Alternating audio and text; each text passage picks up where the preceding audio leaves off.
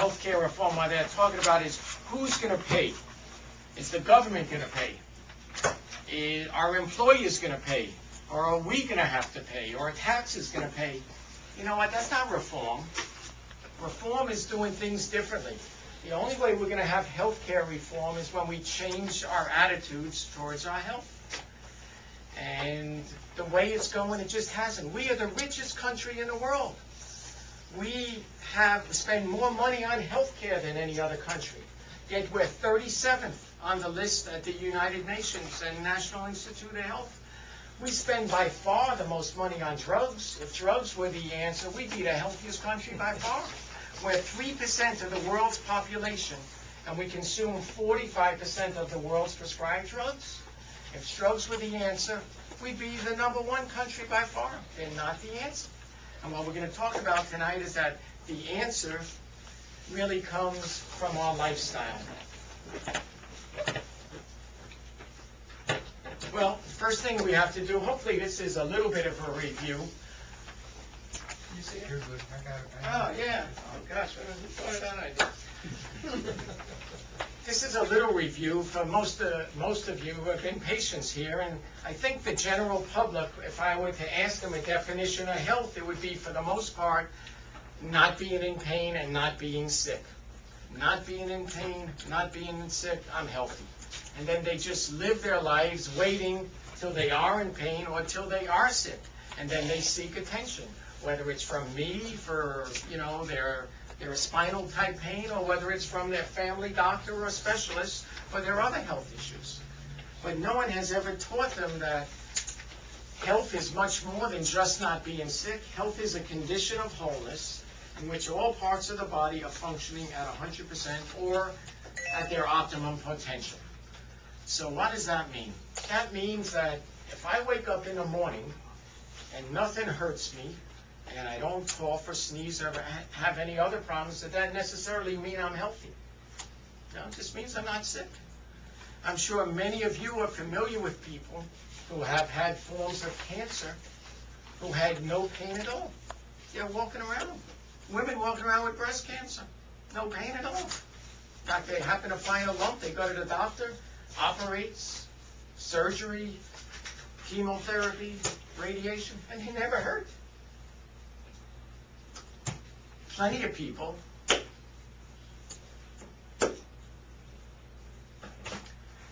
walk down the street and think they're in great health,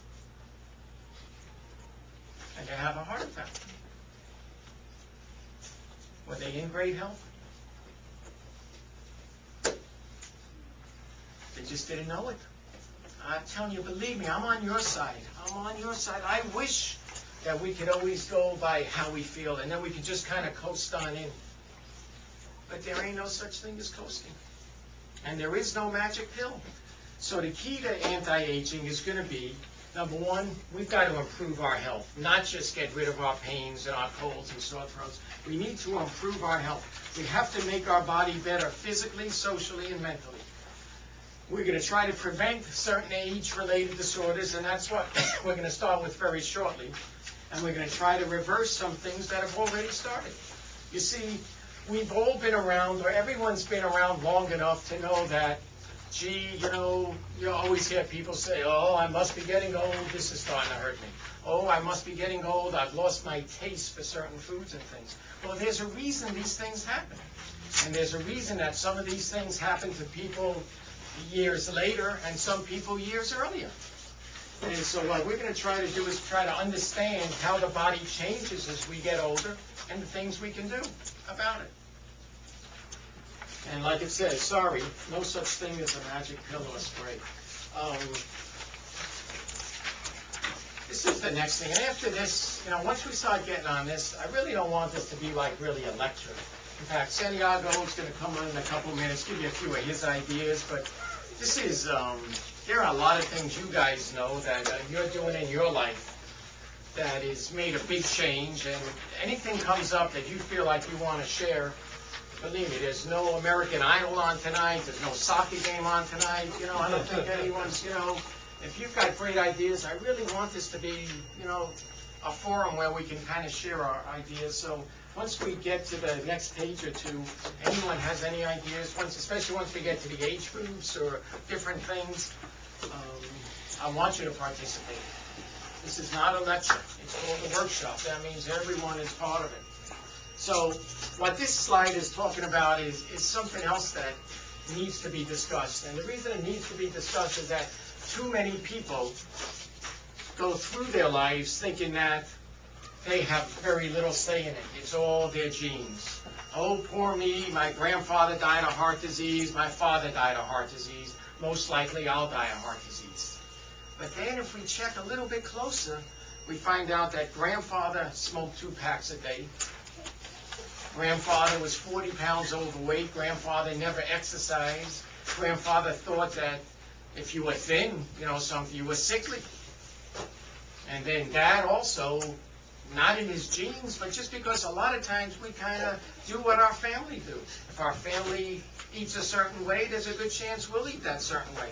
So Dad also was 40 pounds overweight. He only smoked 1.5 packs a day, though, and never exercised. In fact, for him, it was even easier, because by the time Dad was around, they had remote control. At least Grandfather had to get up to change the channels. But Dad never even had to do that. So it used to be, even people would say 50-50. But now it's and I'm telling you, we have sources over and over again. It's about 80% to 20% that your lifestyle will determine how well your health will be in the future, more so than your genes. Let me give you a couple of examples like this. How about a sunburn? We all know a sunburn can be a terrible thing, and then you can end up getting skin cancer, right, from a sunburn. Is a sunburn in our genes? Is that something we kind of, we're born with sunburns? Of course not. Have you had times in your life when you felt unbelievably great? I mean, wow, just even special, even better than better? Yep. And have there been times in your life when you felt miserable? Yep. Have your genes been any different when you were feeling good or feeling bad? No. You see, the human has an ability to adapt. Animals also have an ability to adapt. And healthy people have a much better ability to adapt than people who are not healthy. So certain animals kind of became extinct. Did they become extinct because their genes changed, or because their bodies could not change to environment that changed? What do you think? The environment, sure. So if we go from I like to talk about this example in my workshop. If we go from a nice warm place like Florida and we take a plane ride to New York in the middle of the winter, and we get off the plane, and some people catch a cold. And they say, oh, it's so cold in here, I caught a cold in New York. Yet other people get off the same plane and don't catch a cold.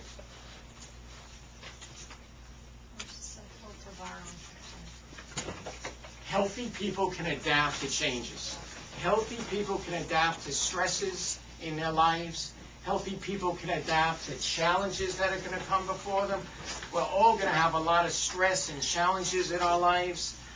There's going to be financial things, perhaps. There's going to be family things, perhaps. Healthy people will adapt to these challenges and stresses better. So lifestyle will determine 80% of our quality and quantity of life, genes 20%. Plus lifestyle is something you can really do. You can't do that much about your genes. The only way you can really do something about your genes would be if you had a choice to pick out your grandparents and say, let's see, I think I'm going to pick out a grandfather who's 6'2", blue eyes, built great, and all the women love him. I'm going to pick out a grandmother who's, not that gorgeous, who lived to be 120 years. But raise your hand if you think you can choose your grandparents. Can't be done, though. Raise your hand, though, if you do have a choice in your lifestyle. All right, thank you. All right. So, what does the term really mean?